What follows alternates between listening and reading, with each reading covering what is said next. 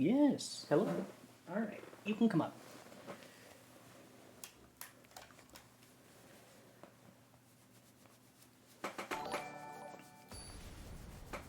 Olexon, thanks for the follow. Glad you're enjoying the stream.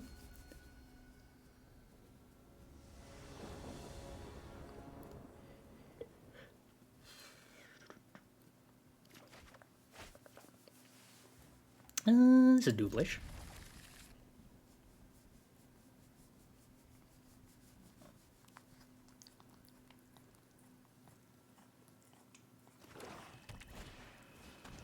Okay, we have a Shambling Ghast.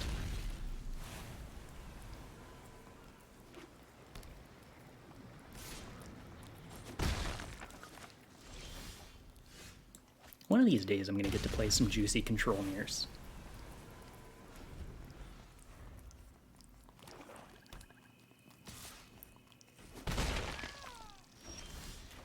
Ooh, no, definitely want to play Spirebluff. Alright. We have our 2-2. We have some mana efficiency. I'm really not sure what I'm... Like, I've been just autopiloting this. Shambling Ghast, Snow-Covered Swamp in Historic. I got no clue what's going on.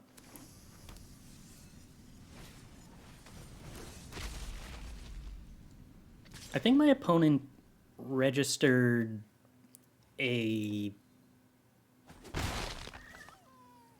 standard deck, by the looks of it.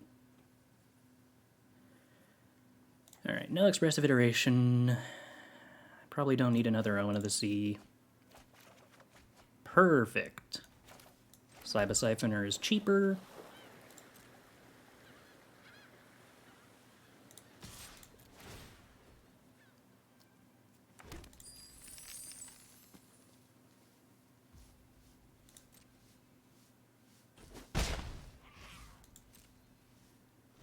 So now I'm very close to assembling Fable of the Mirrorbreaker, Saiba Syphoner, Lockout shenanigans. Let's see. I'm assuming my opponent's going to take Wandering Emperor. I'm going to be really disappointed if they take Saiba Syphoner, though.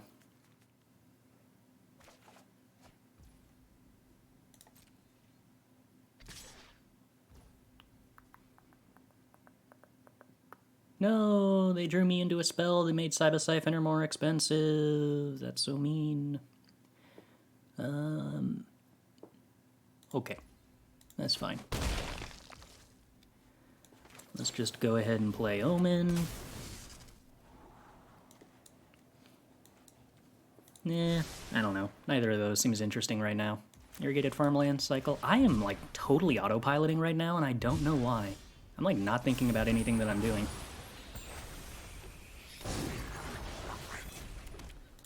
Well, let's just keep making treasures.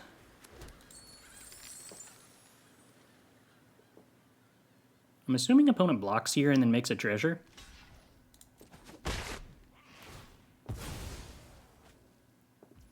Yeah, okay.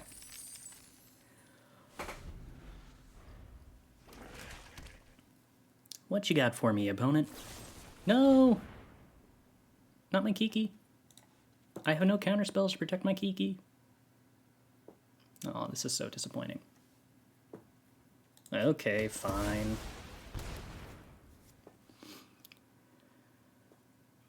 What if I just hardcast Shark Typhoon and call it a day? We could do that.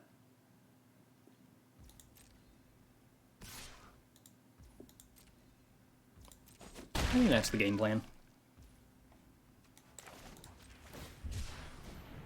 I'm gonna draw an Archmage's Charm and be sad I didn't cycle this earlier. Alright. It turns out making 3 treasures with a Kiki-Jiki Saga makes it a lot more interesting to hardcast Shark Typhoon.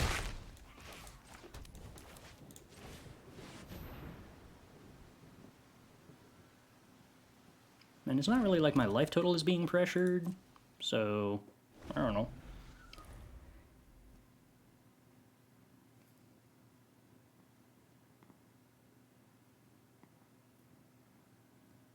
Yeah, we are insulated from Omen, or from Invoke Despair because of the Omen, huh? That player discards that card. Oh, now I have to lose the Saiba Syphoner.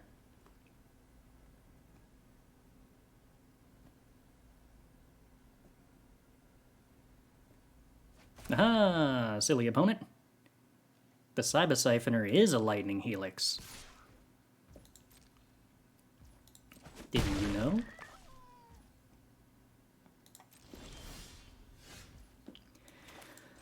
Alright, well, let's make some more mana.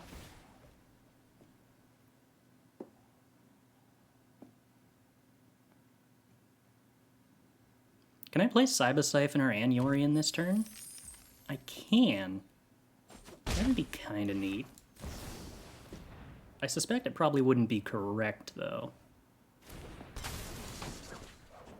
Alright, well, let's, I guess, take Lightning Helix. Oh. Okay, let's just bounce this Saiba Syphoner back to my hand.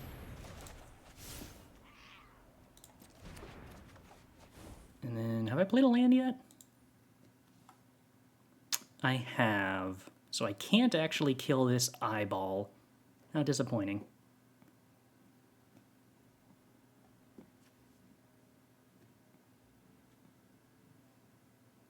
Alright, well, let's just pass the turn then.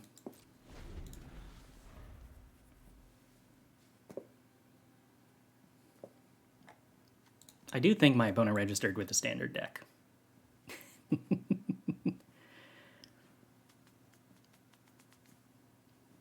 I suppose I should be careful about my life total.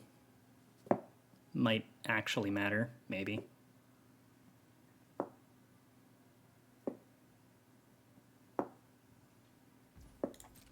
Luckily I can gain like 9 life, so that shouldn't be too much of a problem. Alright, end of turn. Zap the opponent in the face. Make a shark. Play Saiba Syphoner. Get back a Lightning Helix. Is it? Oh, they're probably dead, huh?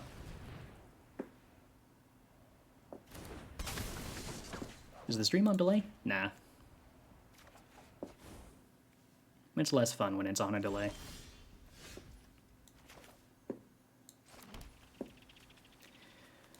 Okay, attack with everybody. Opponent animates Hive of the Eye Tyrant to block. We Lightning Helix the Hive. We put Yorion in hand. We cast Yorion. I guess that does mean the opponent isn't actually dead, is it? They just go to 3? And then I put a Lightning Helix in my hand?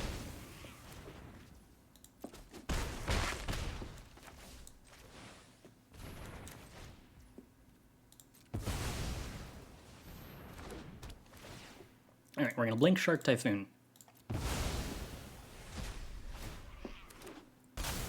Because that seems like a cool thing to do.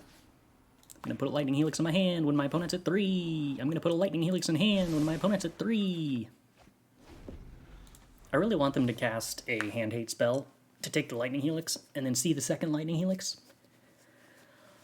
That would be exciting, I think. Right? Oh. That's rude. How much life do you gain here, opponent? Enough to not be dead?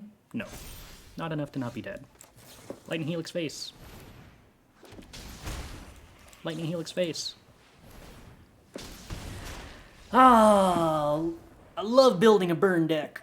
It's my favorite thing to do in Magic. What am I supposed to do? What are we playing against? I mean, I don't think I want Flame Blessed Bolt, probably. I probably want March. I don't know, I can probably, like, trim Emperor for an Expressive Iteration? I don't even actually believe that. I don't know, well, whatever.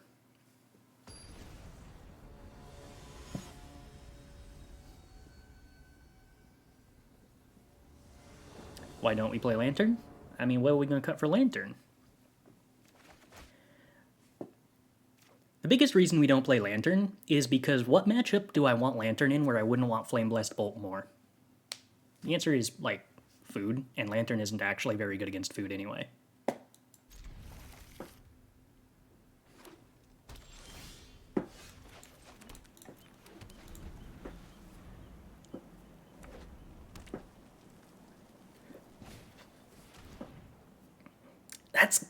That's a very sad Dreadfugue, opponent. Yep, that does indeed totally whiff, and then I immediately draw a 2-drop. I'm so sorry, opponent. The beautiful thing is it's a 2-drop that I'm going to play this turn. I don't need more Planeswalkers. Fable of the Mirror Breaker. That seems like a great card to play right now. I mean, theoretically I could hold up Archmage's Charm, but I don't know, why bother?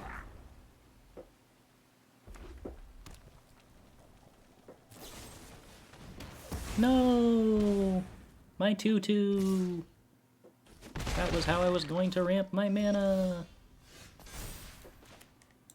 Do I want to discard any of this? I guess Narset's not super exciting. Let's play more Fable of the Mirror Breakers, because I want to make more treasure.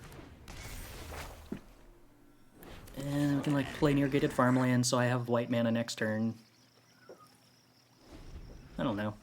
My opponent's, like, done literally nothing to pressure me, so I feel like I just get to do whatever I want.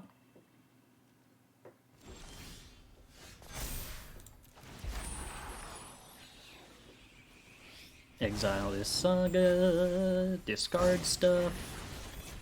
I can submit 0 or I can decline. Interesting. I would rather submit 0. Alright, let's swing with a 2/2. Opponent gets to trade off their Shambling Ghasts for a bunch of mana, which, like, might give them an opportunity to come back into this. Which means the correct thing to do is to hold up Archmage's Charm. But if we're being entirely honest, I think playing this safe and holding up Archmage's Charm would be way too boring. So we're not going to do that.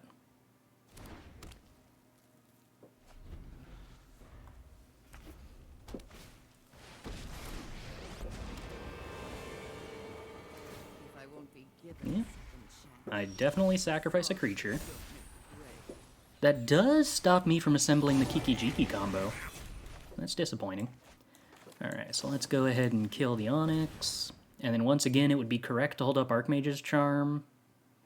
But that doesn't sound entertaining enough, so we are going to play some content instead.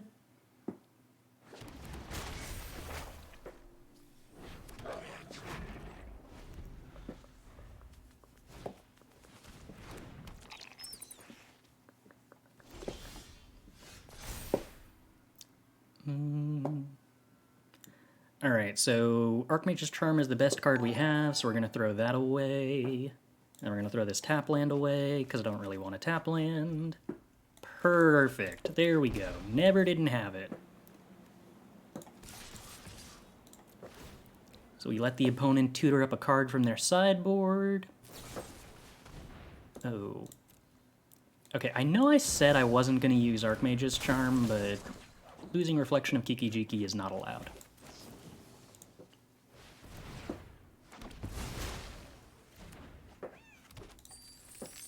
We protect our Kiki-Jikis here. So I'm just going to get that Archmage's Charm back. Fun part was discarding the Archmage's Charm made Saiba Syphoner cost less. The introduction of Prophecy in the sideboard. Okay.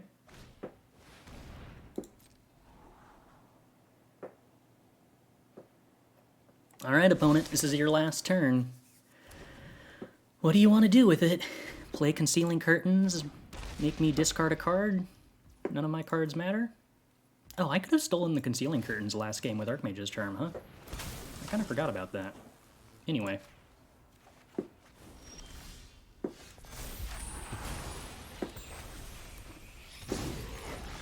Let's go ahead and Helix the opponent.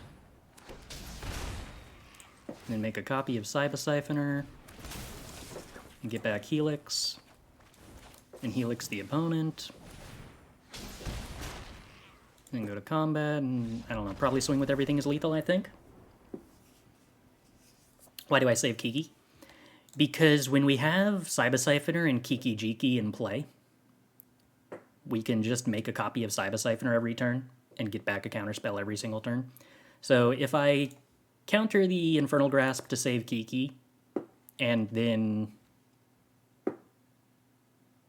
they untap, play Meat Hook, and wipe my board, we like, yeah, that's bad, and I'm like 100% to win currently, and that's like the only line that possibly takes me down to like 99.5% to win this game. But like, I was feeling kind of out of it, and I wanted to make the play that was more entertaining. If we were playing optimally, we would not have done that, and letting the Kiki Jiki die was probably just the correct move. But that was not a game for playing optimally.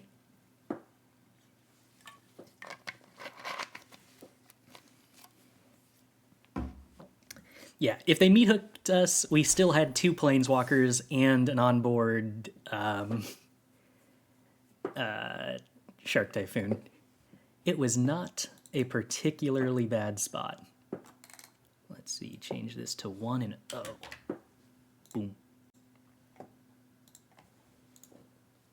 You taking off, kitty cat? Don't bump the mic on your way out. Okay. Now's the fun part of having the kitty cat take off, which is me finding out whether he's going to go sleep on the bed, go meow at the door to be let out, or just sit on the floor directly next to me, just slightly off camera. And the answer is, go sleep on the bed. It's very rarely correct to hardcast Shark. We've just been in a lot of situations where we were so far ahead that we could do it for the memes. Okay, turn 2 Portable Hole, turn 3 Archmage's Charm. That's a game plan.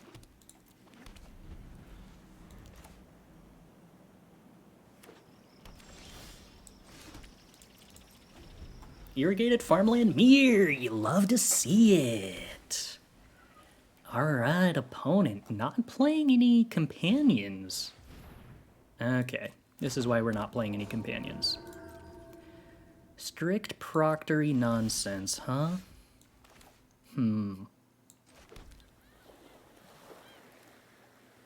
Yeah, alright, I should probably just kill the Strict Proctor.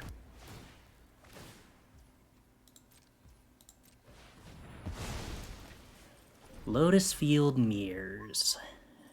Well, not mirrors. Control mirrors in which my opponent is playing a Lotus Field.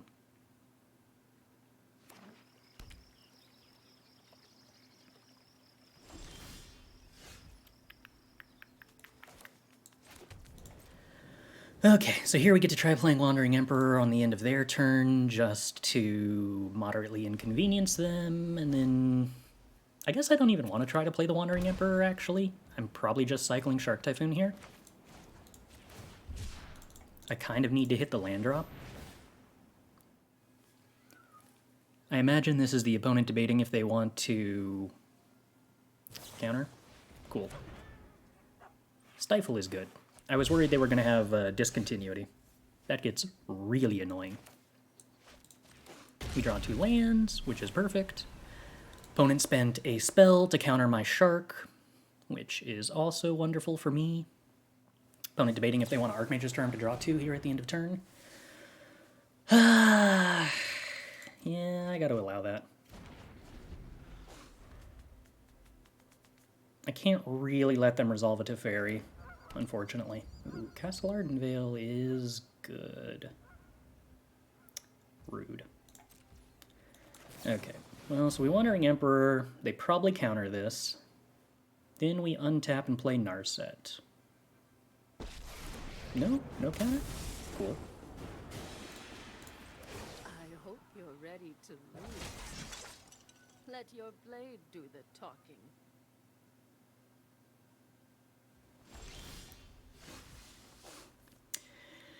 Okay, so they're representing Shark Typhoon for 3, which I do get to steal with Archmage's Charm.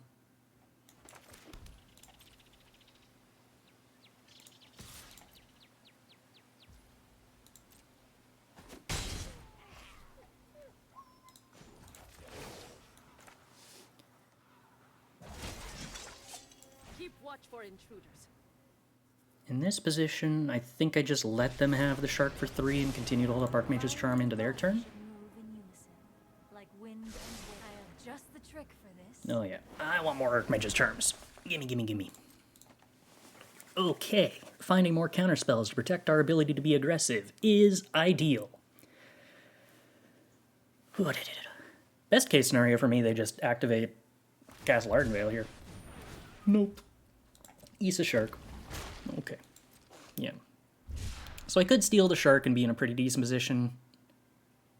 You know what? I should do that. Because if they actually do find a Planeswalker here, like, worst case scenario is that they go... what? Teferi Lotus Field? But I've just got enough creatures on board that I can kill a Planeswalker. That I think I can afford to go shields down. Oh, and I've got a Narset, so Teferi isn't even as scary. Yeah, I'm just totally okay using that Archmage's Charm there. I shall miss your company.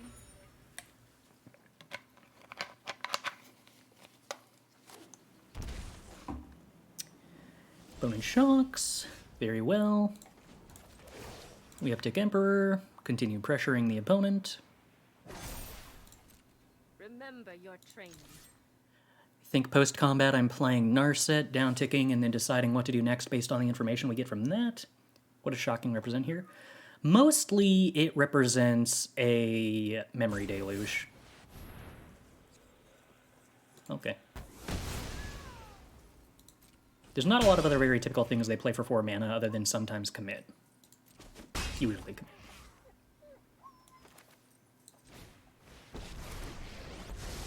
We get to continue playing Narset. Lightning Helix seems fine in this position. Yeah, okay. That's just hard for them to handle that many Planeswalkers on board. Okie dokie. So we get to trim Portable Holes and Flame Blessed Bolts. We get to bring in Mystical Dispute, Shark Typhoon, and a pile of vetoes, and I probably want Expressive Iteration. And I can probably afford to trim Teferi and Fable here on the draw. There's a strong argument that Fable might actually be better than Expressive Iteration. I guess I should probably keep the Fables and trim Lightning Helix over that. I don't know. Maybe I'm supposed to keep Teferi over Lightning Helix? Lightning Helix has a lot of use against Narset. Although I don't actually have a ton of sorcery speed card draw things other than Teferi. I could exchange Lightning Helixes for March of Otherworldly Lights. I guess Lightning Helix is slightly better against Strict Proctor than I'm used to. I mean, March is better against Shark Typhoon tokens than Lightning Helix is, but... Does Proctor prevent counter on Saga? No. Proctor specifically prevents effects that enter the battlefield, or things that trigger when something enters the battlefield. The rules way that sagas work is that entering with a counter modifies how they enter the battlefield, not a trigger that happens when they enter the battlefield.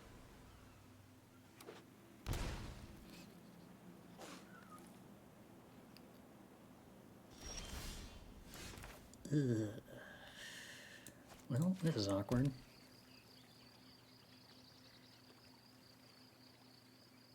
We certainly wanted more lands than this thus far. And not being able to cycle one of these Shark Typhoons on their turn on turn 2 is going to be an inconvenience. Strict Proctor and then untap land seems incorrect, but okay. In the pursuit of tempo, we wish to get rid of that. The problem is this shock represents Mystical Dispute, but I think I just have to take the gamble and cast the Expressive Iteration rather than cycle Shark Typhoon. It's just so much more likely that we actually get there if we have Expressive Iteration. Or we could just... That was wrong. I don't want Archmage's Charm exiled, especially when Saiba Syphoner shuffles my deck. Okay. Bad autocomplete gameplay actions.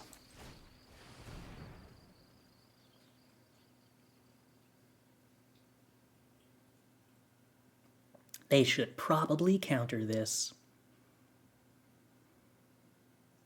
Yay! Success! Okay, so Steam Vents into hand. Spirebluff Canal into play. Alright. Well, missing one land drop when we're on the draw is basically the end of the world. But maybe it's not the end of the world. Wow, they really messed up. They absolutely should have countered that Expressive Iteration. Oh, cool, they're missing land drops. Now we're, like, back to favored.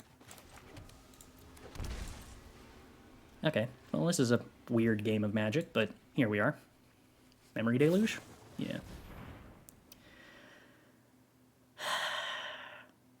I could either Wandering Emperor here, or I could double Saiba Syphoner. I think I'm probably supposed to double Saiba Syphoner.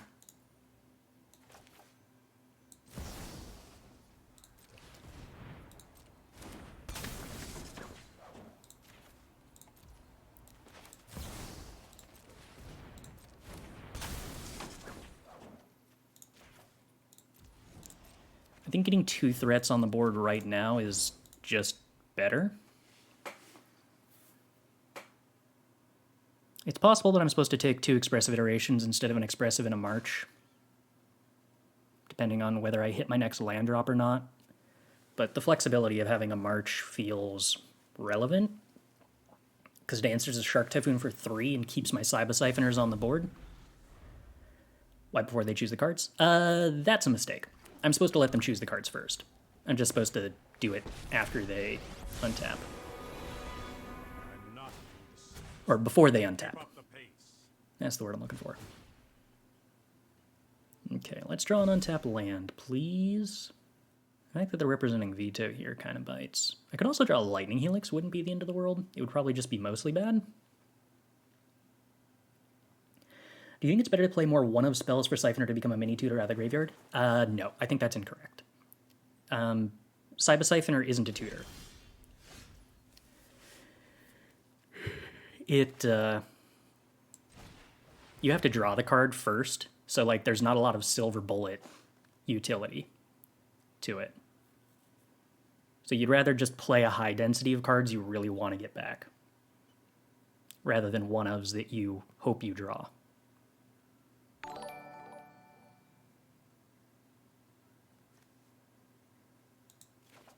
Alright, well, 2 lands is exactly what we were hoping this would find.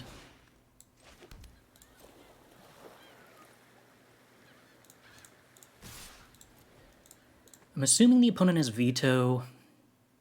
I'm uncertain whether I'm supposed to Lightning Helix here. I really hope they interact with the Saiba Syphoner. Please, please use a removal spell on one of my Saiba Syphoners and tap out, so you're not holding a veto. Ah, lame. Don't make another move. Okay, if I run Lightning Helix here into veto, that's sad. But if they don't have veto and have Mystical Dispute or Archmage's Charm, and if I pass the turn I have to discard a card to hand size, I think I'm just supposed to do this now. Sweet! Game? Client? What? Stream? Oh. Alright, that's spinning. Are we still live? Oop, yeah, there's the crash. Alright. Fun. I can't resolve through veto here, but if veto is the card they have and I pass to their upkeep and get Lightning Helix vetoed in their upkeep, then I forced them to spend mana on their turn and waste the 2 mana that was on my turn.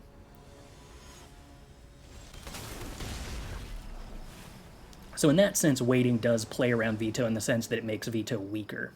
Still good, but weaker. Okay, sweet. And into turn. Oh, cool, all my cards got rearranged.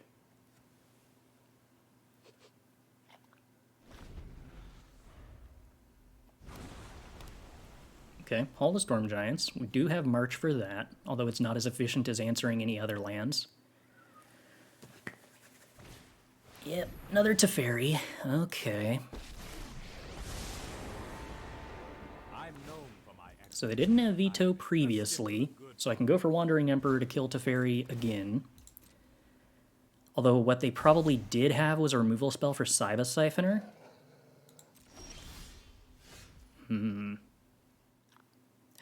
Yeah, if they have Fateful Absence for Saiba Syphoner after I go to uptick Wandering Emperor, that'd kind of suck.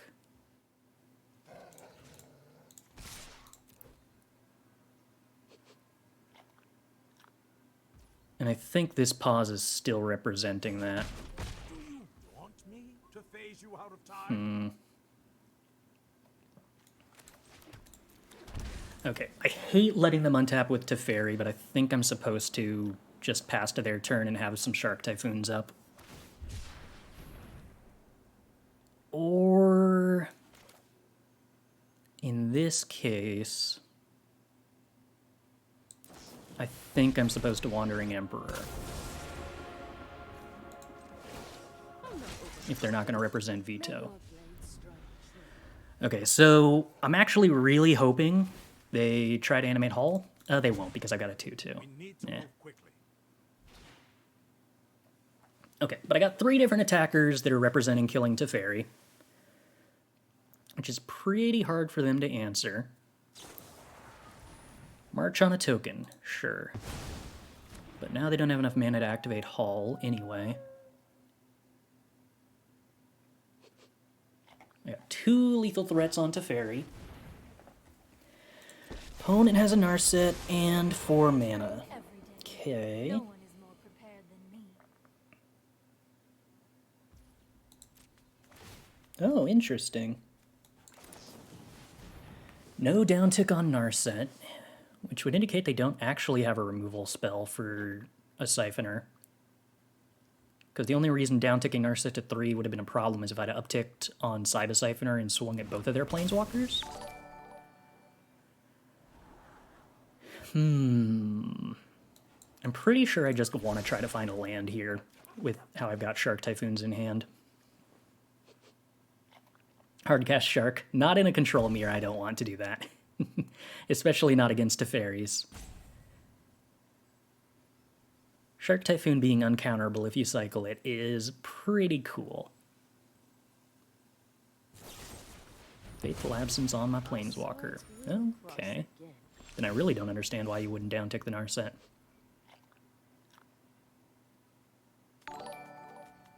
So we have 1 Fateful Absence played. Do we have a second Fateful Absence opponent?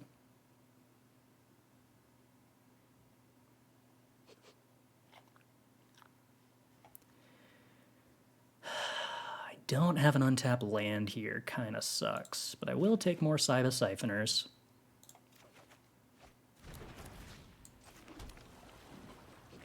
I think I'm just supposed to swing both of these at Teferi and not risk them having a removal spell.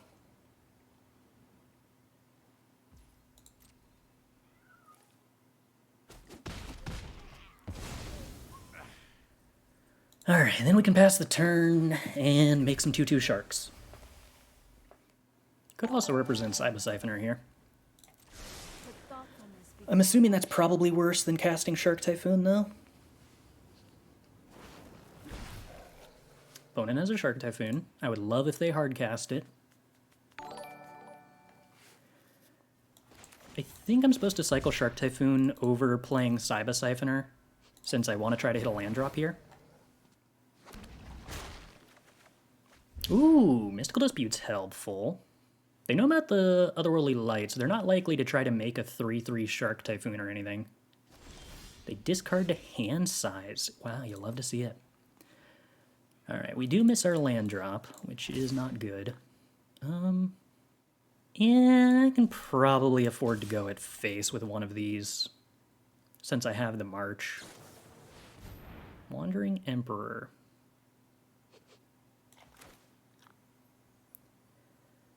Alright, I believe that is worth countering. I'm assuming they have Dovin's Veto here, but on the off chance they have, like, a Mystical Dispute, I could Mystical Dispute this back. Do I want to? What do I leave available if I Mystical Dispute this back instead of paying for it? I leave up activating Clue and cycling Shark Typhoon for 1. So I think 'tis better to Mystical Dispute back.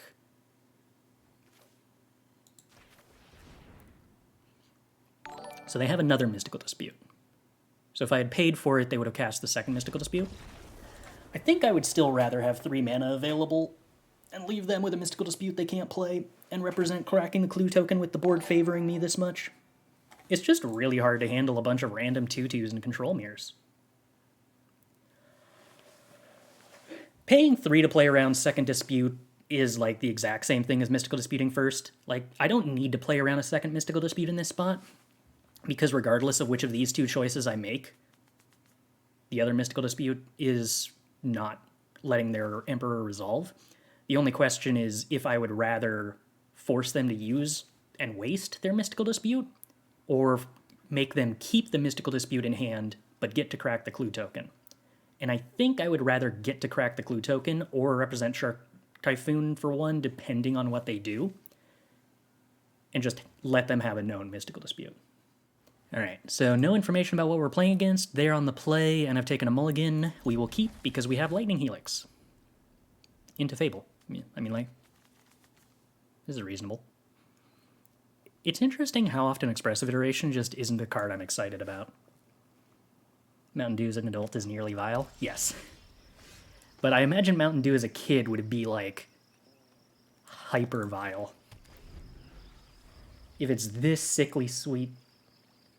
No, wait, which way was it? No, I think I messed up when I explained it earlier. Kids have fewer taste buds that sense sugar. So less sugar to a kid tastes extra sweet. Adults have more... Right, yeah, okay, so that is the way it works.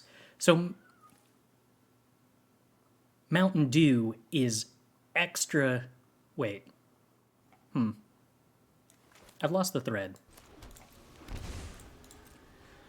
I'm going to focus on playing Magic rather than, like, doing basic addition.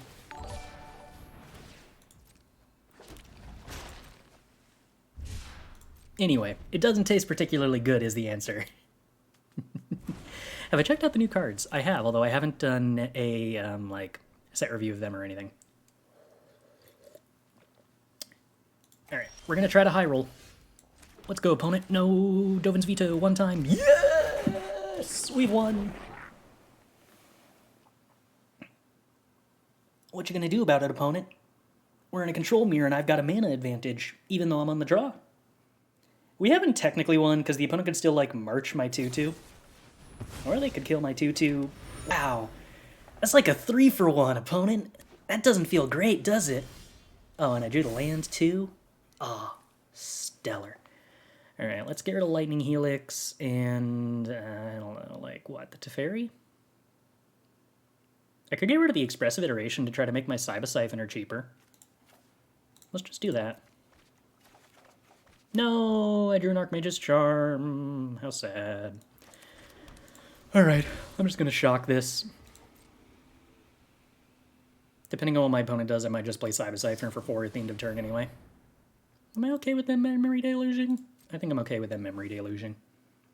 So, while my opponent is busy doing all of this, and getting 2-for-1'd in order to answer a token, my Fable of the Mirror Breaker is threatening to flip with a Saiba Syphoner in hand, so, like, that's pretty cool.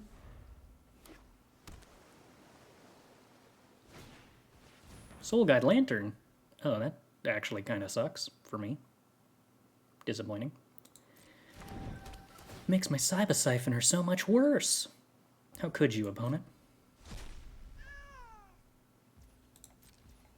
Anyway, I think I'm supposed to try to make my land drops here. So we're just going to cycle Shark Typhoon. Cool. Land drop successful.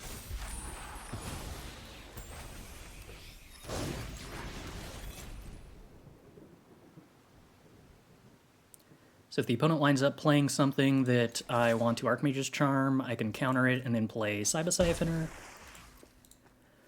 I got a lot of random creatures on the board, so it's kind of inconvenient for them if they want to try to develop a Planeswalker. Wandering Emperor. Yeah. I feel like I just don't want to let my opponent develop a corresponding board presence here. So, like, because I've got these many creatures on board, I just don't think I care very much if they, like, go Teferi. So I'm okay leaving them an opening to do that. The Soul Guide Lantern making the Saiba Syphoner Kiki Jiki lock sort of weak is annoying, but eh. I will need to draw another instant or sorcery. They only get to use the Soul Guide Lantern once, essentially. And they're still down a card for having done it. There's their Teferi. Yep. That has to uptick. Yep. Hurry.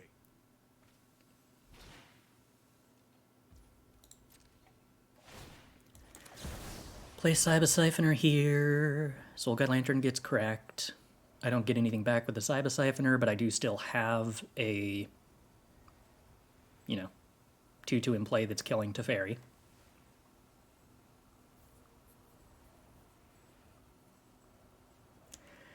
We got on the second run by green-white.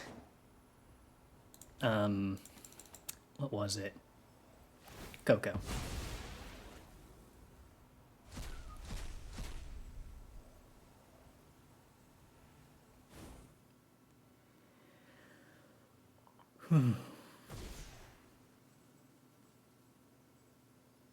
Just immediately a removal spell on Saiba Syphoner. It's actually totally fine if they use a removal spell to kill a creature here anyway. Wow. They actually opt to get rid of Oh, I have so many options. I could kill their Teferi with Wandering Emperor, and then I get to crack a clue. I could downtick on their Teferi with Hero of Dominaria, and then I have a hero developed. Playing Narset's probably wrong. Oh man, all of these options are so good. Which one am I supposed to use? I think I'm probably just supposed to play Teferi and downtick on their Teferi and have a Teferi. I'm not deceased. Time is much more malleable than people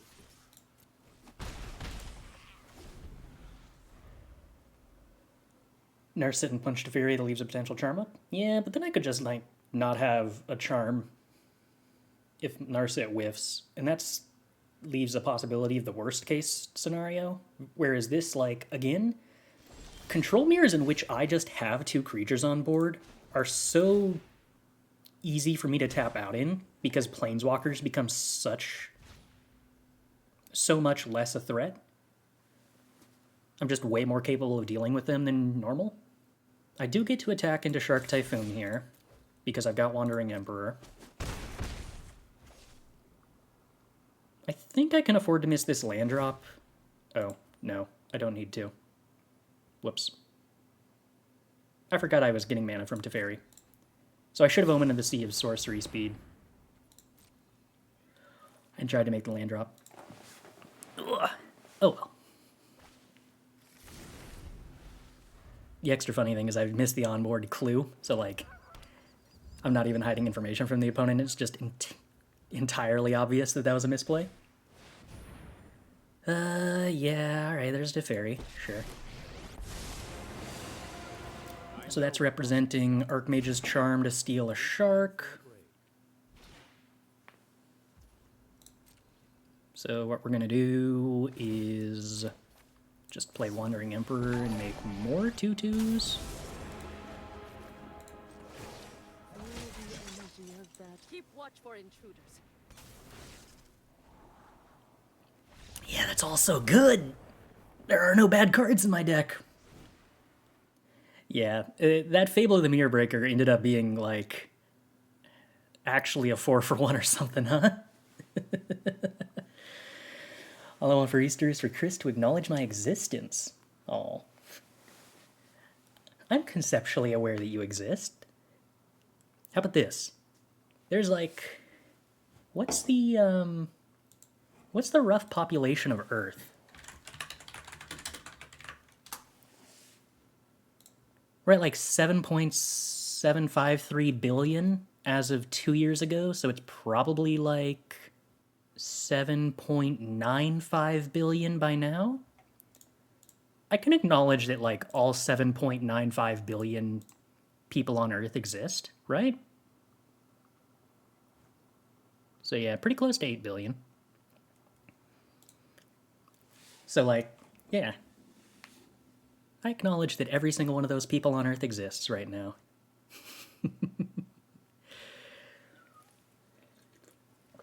Alright, we want Veto, Iteration, Shark Typhoon, Dispute. Don't want March, Portable Hole, don't really want this Lightning Helix, don't necessarily need Teferi on the draw, and we're good? We're good. Men Lover 4 2069 America redeems Explain QQ. Okay, so this is good practice. Back in the days where Wilderness Reclamation was on Arena as a popular standard deck, they introduced a command where you could double tap Q in order to tap all your lands for mana and float the mana. The reason this was relevant was because while playing Wilderness Reclamation, you would frequently have to, in response to multiple Wilderness Reclamation triggers on your end of turn, tap all your lands multiple times in a row.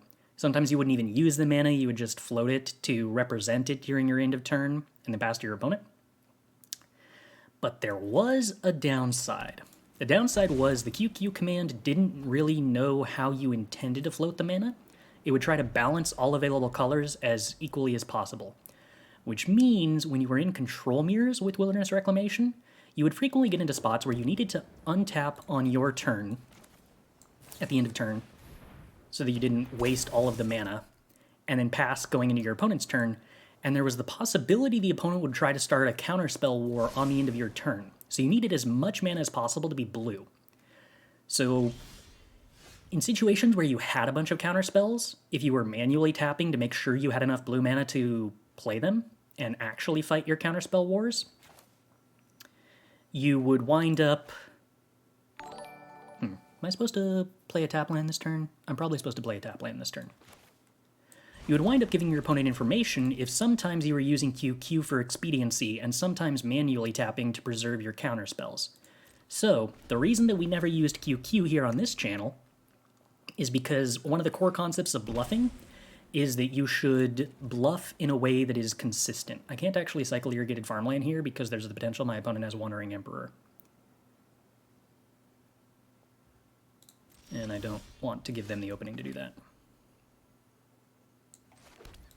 So, we always went the slow way of manually tapping because it comprehensively denied the opponent the maximum amount of information as often as possible. Sorry, my headset died. Can you restart? Luckily, the VOD is rewindable.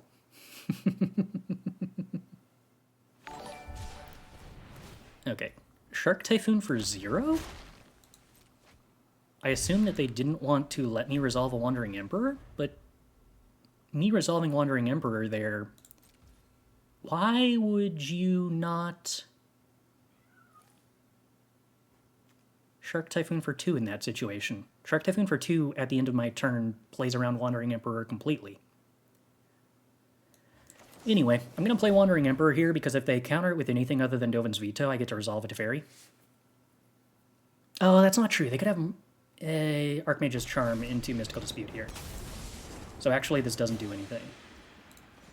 And is bad. It does shut off Memory Deluge and Shark Typhoon, though, so that's pretty cool. Fateful Absence is just like such an embarrassing spell in control mirrors. Anyway, I still have a 2-2, so I guess we win.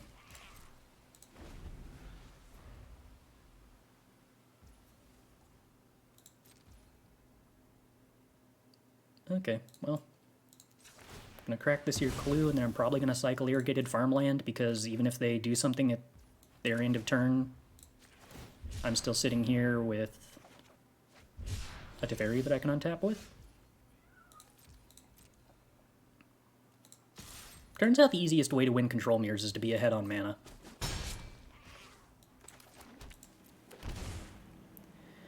I could play Narset. I'm probably supposed to play Narset. Forcing them to counter it instead of Memory Deluging or something is nice. Yep. That's fine.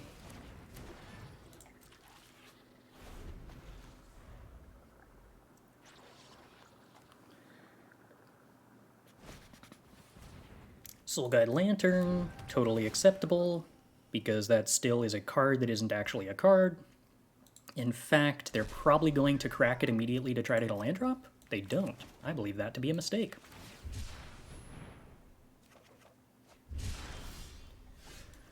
Well, at least I have lots of lands to cycle.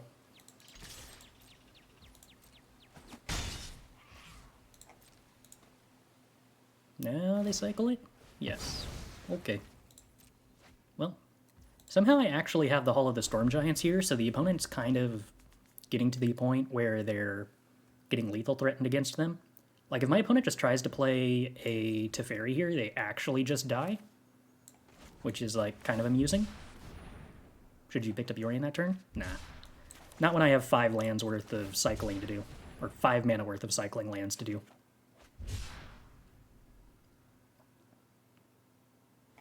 I kind of feel like for mana efficiency's sake, I'm probably supposed to Lightning Helix their face here, but maybe not. Kind of curious about the deck building. Doesn't Yorion dilute the deck? Not really. Yorion's most... Raising your deck from 60 cards to 80 cards has 2 ways that it can have an opportunity cost.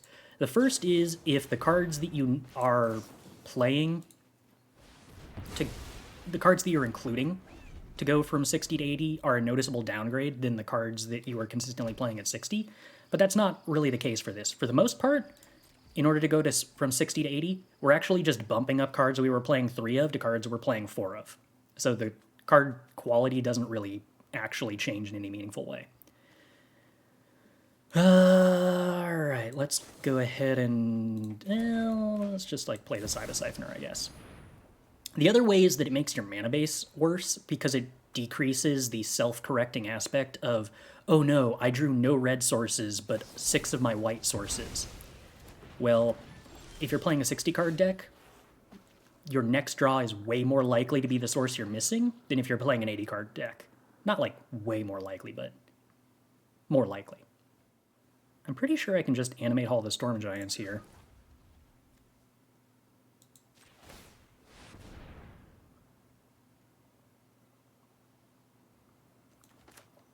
And I should shock Hallowed Fountain to hold up Lightning Helix to answer a chump blocker.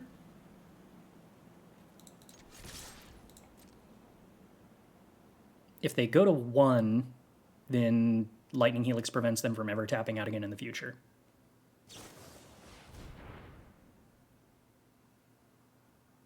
Oh. I didn't think about that. That sucks. Yeah. Fair play, opponent. Okay, I do actually have to target this samurai. That was well done by them. So now Lightning Helix is lethal if I ever top deck one. Saiba Syphoner is lethal because I have Lightning Helix in the graveyard. And it's very difficult for them to play a Planeswalker here and still have an answer to all of the Storm Giants. 3-color deck is actually better for Yorion than the straight blue-white because of the mana base. Not as much as you'd think, because most of the cards that are really intense on the mana base are early... are cards you want to play early. So especially against aggro, this deck can kind of struggle just because it can lose a lot of games against aggro to slight mana inefficiencies, too many tap lands, not finding the right colors. Alright, Soul Guide Lantern answers Saiba Syphoner. 80 cards actually improves your mana if there's Field of Ruin floating around. You would think so, except we have 1 basic in this deck still. Okay, 5-2. This does work, right? I still have Archmage's Charm up. So, it's pretty hard for them to answer this. I guess they could have Shark Typhoon plus Mystical Dispute.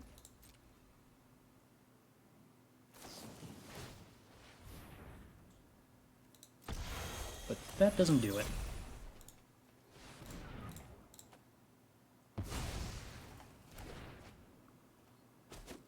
Whee! You're saying the 60-card deck will be more likely to find the color you're missing. Isn't that a good thing? Yes. 60-card mana bases are more consistent than 80-card mana bases, even if the ratios of colors is exactly the same. And I can kind of go over why really quick. Let's see. How can I best explain this? Okay, so as it stands, this Yorion deck has 14 red sources, or 18 red sources and 19 white sources. With calculator, 18 divided by 80 times 60. So this is the equivalent of 13 and a half red sources and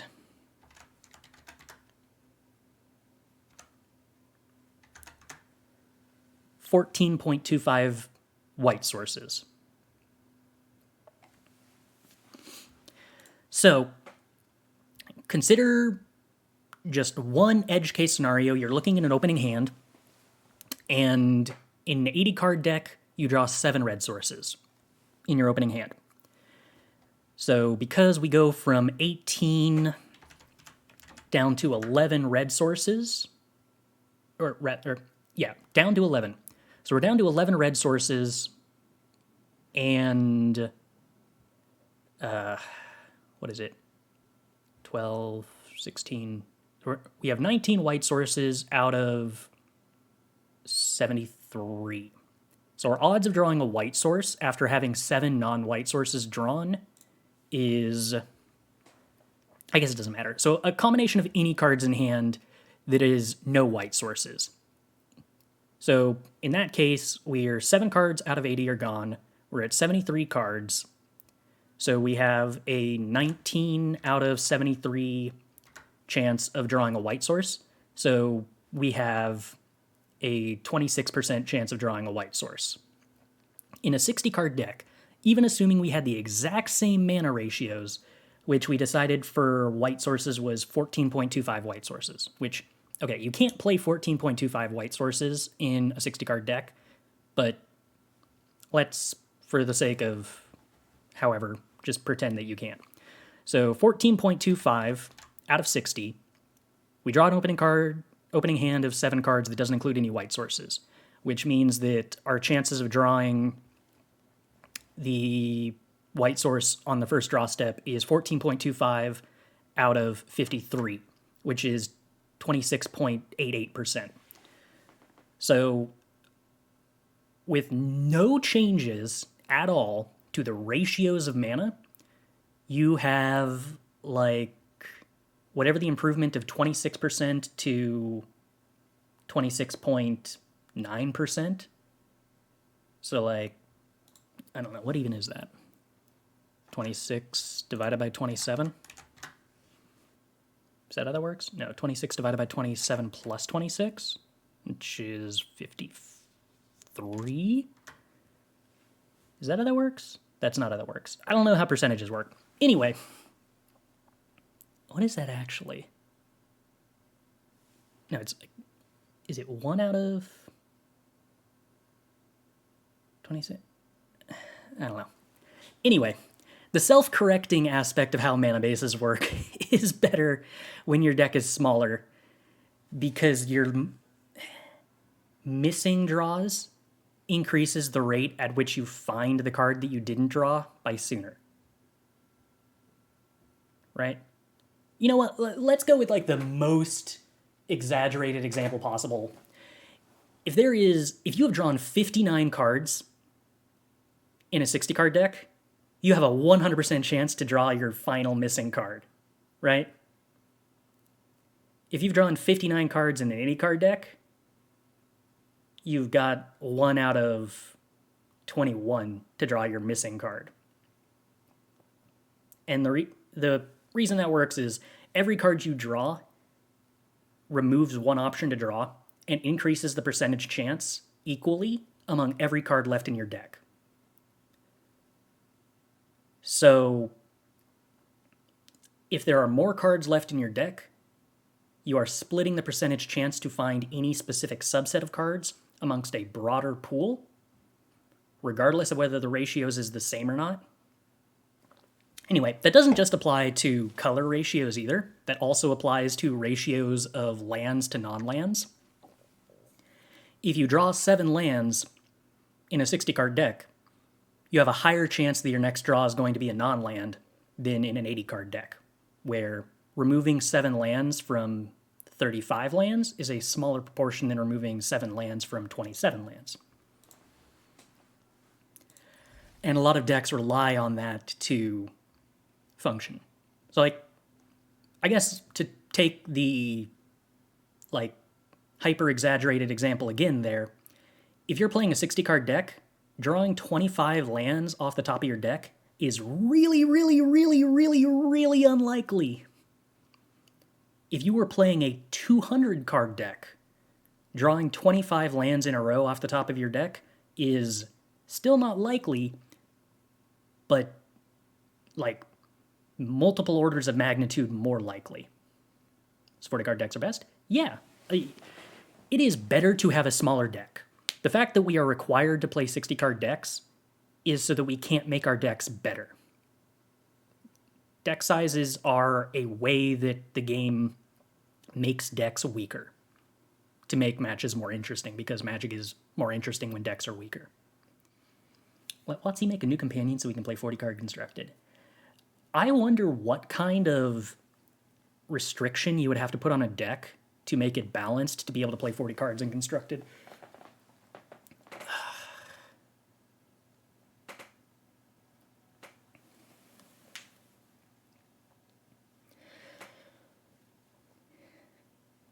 I wonder.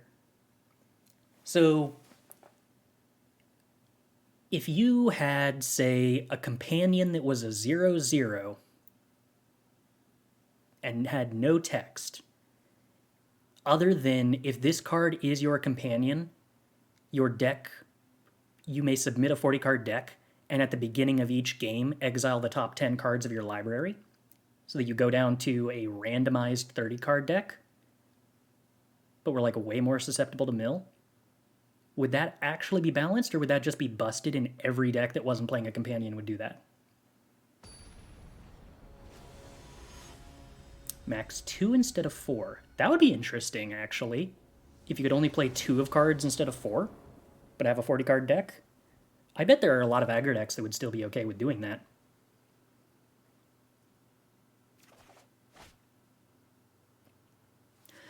Alright, well, this is consistent, so keep.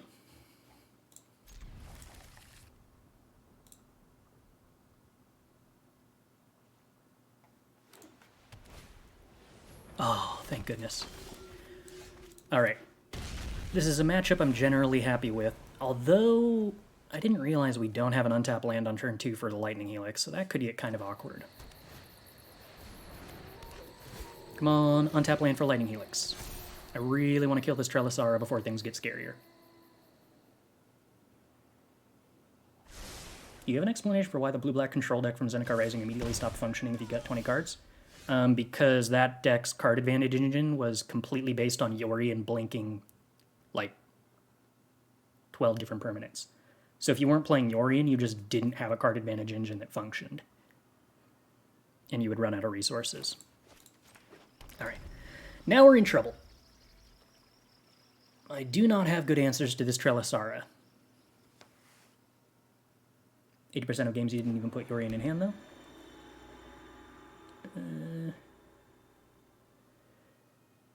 80% of games you didn't put Yorion in hand, sort of.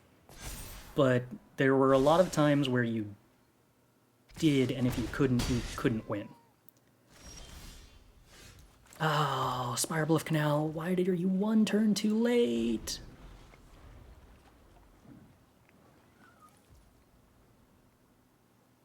I'm pretty tempted to Archmage's Charm the Soul Warden here, but I guess I can't. Maybe I should. I can't. I will Archmage's Charm the Soul Warden at the end of turn if they're not representing Collected Company. Maybe even if they are representing Collected Company. Control decks needed 80 cards to have a chance against rogues. I could believe that. Okay, no Collected Company represented. Okay, I think I can win this now.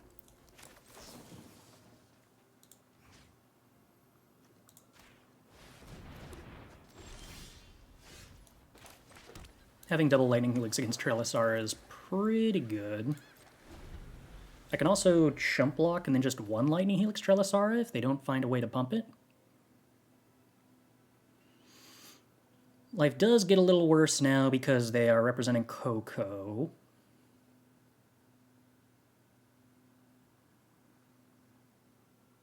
Which is awkward.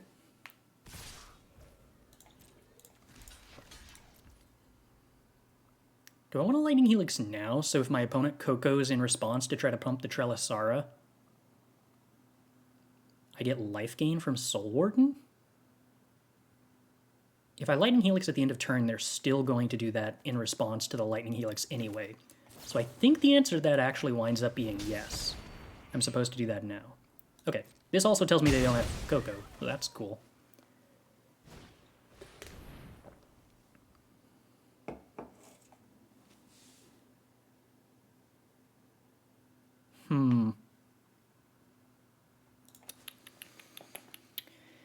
If I let this Voice of the Blessed resolved, they get a counter on Scurry Oak and a 1/1. But if I Lightning Helix the Scurry Oak, then Voice of Blessed starts getting pumped, which is bad. I think I'd rather remove the Scurry Oak. I think I have more ways to deal with a Voice of the Blessed than a Scurry Oak. Expressive Iteration. Okay, Wandering Emperor to hand. Do I want to just play Narset? I probably just want to play Narset this turn.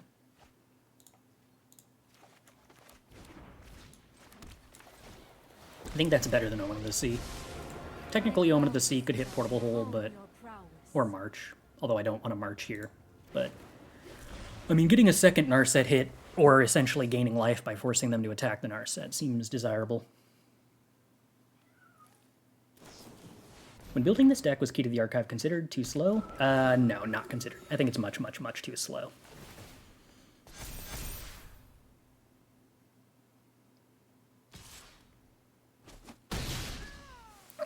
Okay, what do we got here? Flame Blessed Bolt doesn't do anything yet. So I'm gonna go with, I probably want to play Wandering Emperor and Omen of the Sea. I want them to attack me instead of Wandering Emperor. So I don't think that I sorcery speed the Wandering Emperor. Soul Warden pumps the Voice of the Blessed.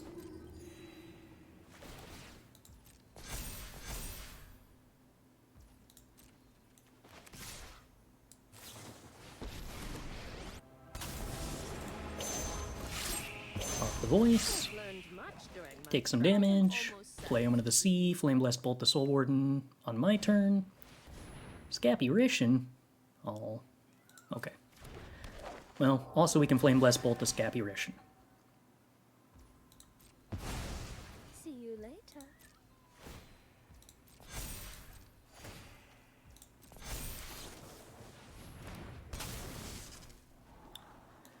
Don't think I'm looking for Fable of the Mirror Breaker right now. I'm mostly just looking for removal spells. Lands also technically exist. Let's get rid of the Scap Eration.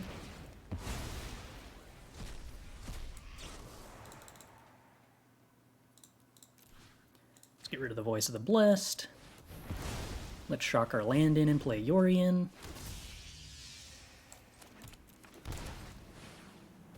Okay. Did I try Forsaken Crossroads in this list at all? No. I don't think Forsaken Crossroads is playable if you're trying to make a mana base that functions with Archmage's Charm. If they got 2 creatures pre-combat, Voice could have gotten Vigilance to get around Emperor -2. Yeah, but we had March in that case. I don't believe that I am supposed to play Yorion here now that I've drawn Archmage's Charm. I think I'm just supposed to hold it up so I don't wind up vulnerable to a Collected Company at all. Voice of the Blessed. I suppose I actually do have to counter that, huh? It's going to immediately get 3 life. 4th, actually, when I play Yorion.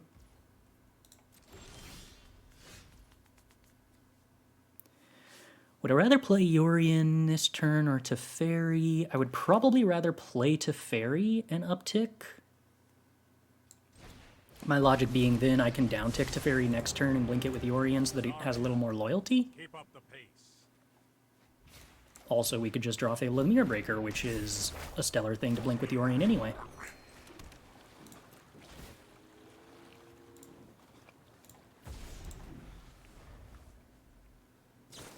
Deck seems pretty cool, but I wonder why it doesn't have any board wipes in the main board. Mostly just that board wipes are really, really awkward to play alongside Saiba Syphoner, And most of the matchups where board wipes are good, I don't think are decks that I expect to be super well represented on day 2 of this anyway.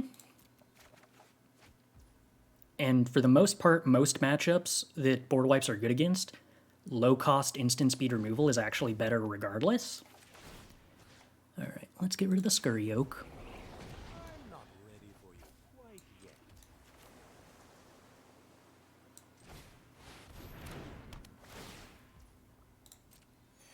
And let's go ahead and blink Fable, Omen, and Teferi. This is hardly my worst.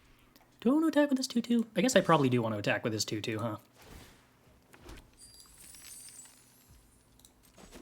Treasures seem cool.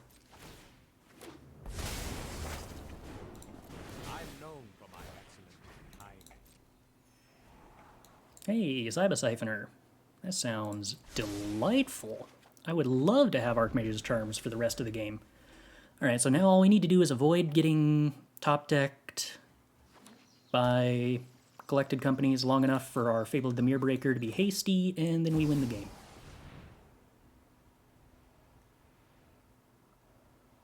You can probably concede in response to this opponent.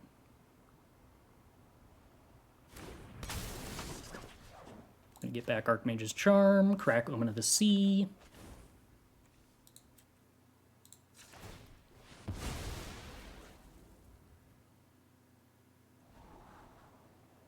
Both of those seem good. Actually, Shark Typhoon isn't particularly good here. It's not removal, so it doesn't actually accomplish anything. It basically just draws a card but costs us mana to do so.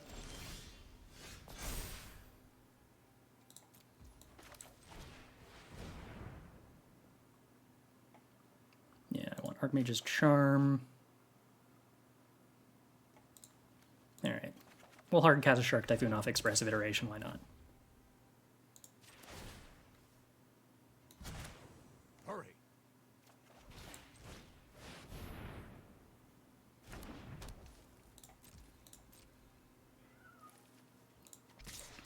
Attack with some goblins, make some additional mana. Opponent probably blocks with Cave, then we Flame Blessed Bolt the Cave.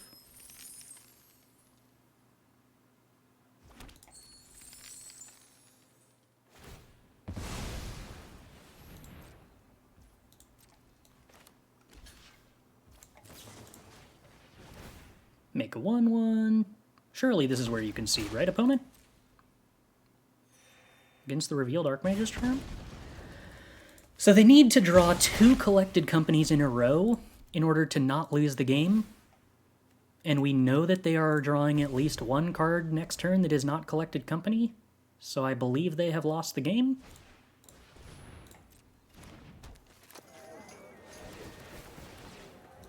Alright, well now they have to beat Infinity Archmage Charms for the rest of the game. They probably can't do that. Opponent agrees they cannot do that.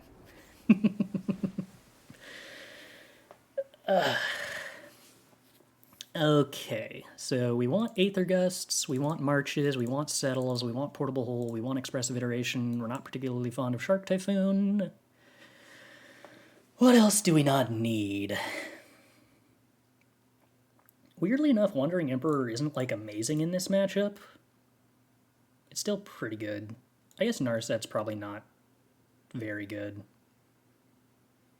Is this a matchup where I can't afford to play Fable of the Mirrorbreaker, perhaps? Can I afford to trim Teferi? Probably. Yeah, probably. I mean, it's still removal spells, which is what's good against this deck. The trouble is that, like, all of my cards are good against this deck. Do you steal the Soul Ward in there to speed things up a little? I mean, I could, but I don't know. Many roads lead to victory. It's unfortunate that Raugrin Triome doesn't come into play untapped, otherwise this would be a perfect curve out, but I guess we're still going to get to do 2-drop, 3-drop, 4-drop, 5-drop, maybe.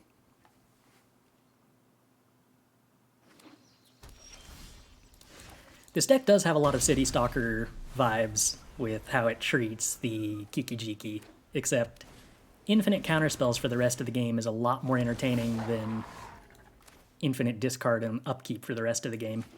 IMO. Would I rather March or Flame Blessed Both the Wolf token? I'm going to assume I would probably rather March. Flame Blessed Bolt kills like everything in their deck for 1 mana, and March doesn't kill everything in their deck for 1 mana.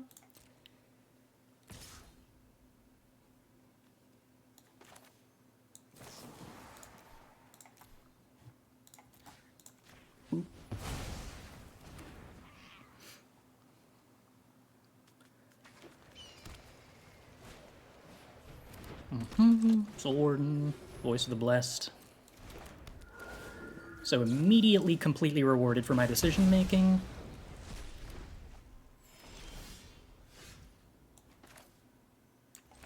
I don't believe that I'm supposed to not hold up Aether Gust against the Coco deck.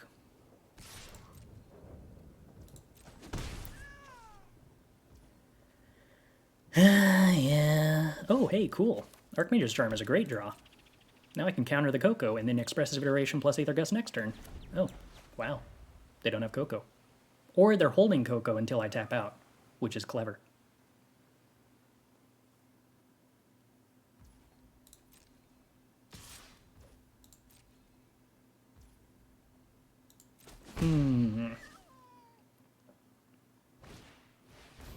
Cool. Okay. Ranger class makes my life pretty easy, because now they're not representing Coco, which means I actually get to play Wandering Emperor down tick twice.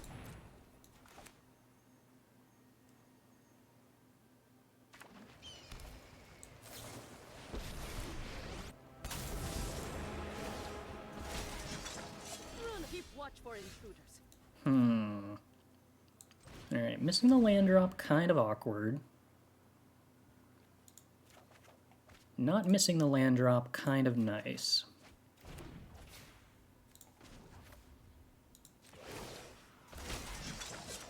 Guards, to me. Okay, so the opponent has an opening to Coco, which I can mostly live with. I mean, they can Coco into Heliod plus Squirrel Duder, which does win the game for them. So there is a small opening that they could just win with Coco here. But I think I'm just supposed to take that risk.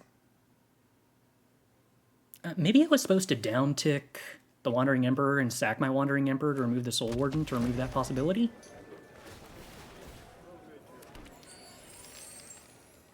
I don't think there was any way I could have held up Aether Gust there. Or I guess I could have not played the Portable Hole, but that leaves them with attacking with a 3-3 and a 1-1. Maybe that's just something I'm okay with? I don't know.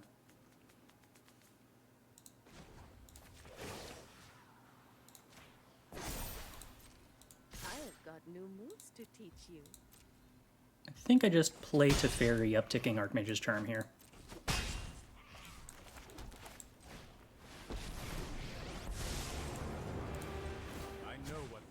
Keep up the pace.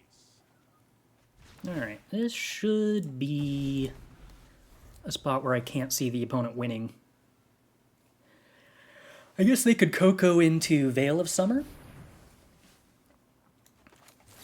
but that would probably be cheating.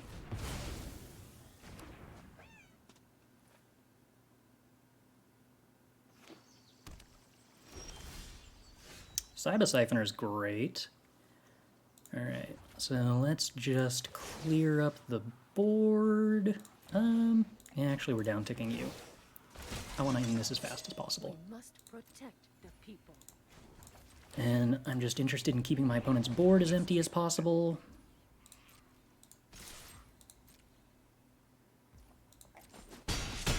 If they uptick one of these ranger classes to the next level, I'm going to Aether Gust it. But I want them to spend the mana on that first, so that they don't have an opportunity to top deck a Coco and play it. So that's this one. We Aether Gust it in response. Now Saiba Syphoner costs 2, so I can Saiba Syphoner back Archmage's Charm and play Omen of the Sea.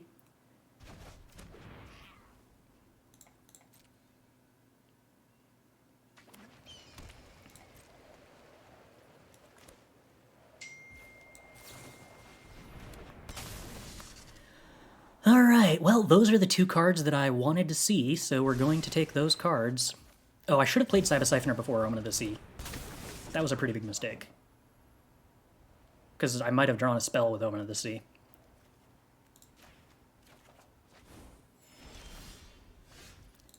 Alright, uptick to Teferi. Hurry. They can't go with Ranger class? They do, anyway. We've got the edge. They have Coco in their deck. I have seen it. I think Ranger class is a sideboard card that they play against control. And it's just one of the couple of non-Coco hit utility slots that you're allowed to play in the deck. I can probably afford to miss this land drop, I guess. And I don't really have anything I want to play at sorcery speed.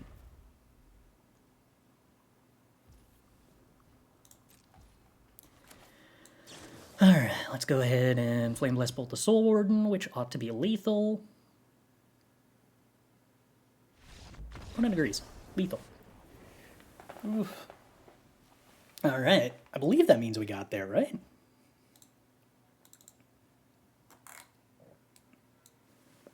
Boop. We got there. 6 a.m. and 8 a.m. Pacific. Alright, well, it's a good thing that I attempted to adjust my sleep schedule already.